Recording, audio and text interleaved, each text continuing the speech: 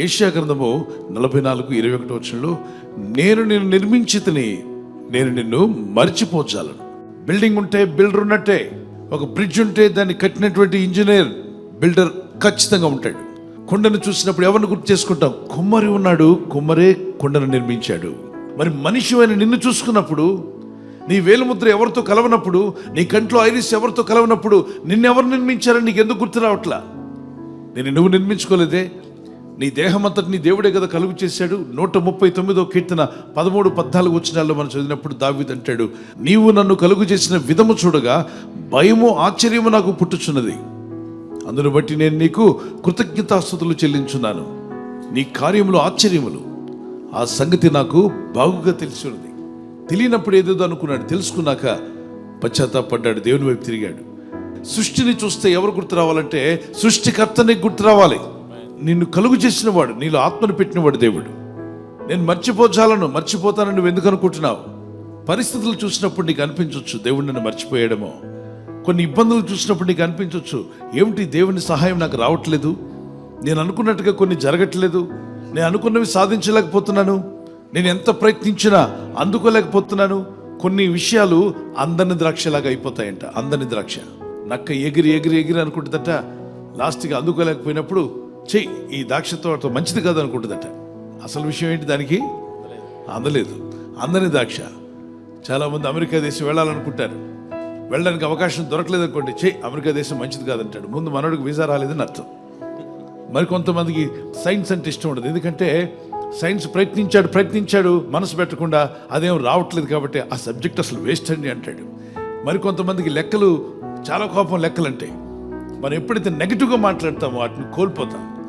యోబు గ్రంథం 10:9 జిగటమన్నుగానున్న నన్ను నీవు నిర్మించితివి అంటే భక్తులు ప్రార్థన చేస్తున్నాడు, ఓ దేవా జిగటమన్నుగా ఉన్న నన్ను నీవు నిర్మించితివి, ఆ సంగతి జ్ఞాపకం చేసుకును.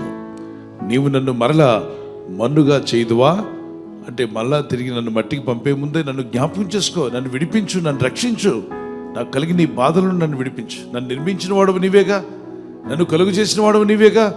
27 కీర్తన 10 నా తల్లిదండ్రులు నన్ను విడిచినను యెహోవా నన్ను చేరదీయను. స్నేహితులు మిమ్మల్ని విడిచినను ప్రభు మిమ్మల్ని చేరదీస్తాడు. మీరు బాగా నమ్మినటువంటి వాళ్ళే నయవంచన చేసి మీ నమ్మకాన్ని వాళ్ళు వంచన చేసినప్పుడు బాధపడుతూ కృంగిపోవద్దు. నిన్ను నిర్మించిన వాడు నిన్ను చేరదీస్తాడు.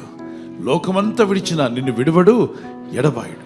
ప్రార్థించు, దేవుని దగ్గర మొరపెట్టు. స్త్రీ తన గర్భమును పుట్టిన బిడ్డను కరుణింపకుండా తన చంటి పిల్లను మరచునా? వారైనా మరచుదురు కానీ నేను నిన్ను మర్చిపోను.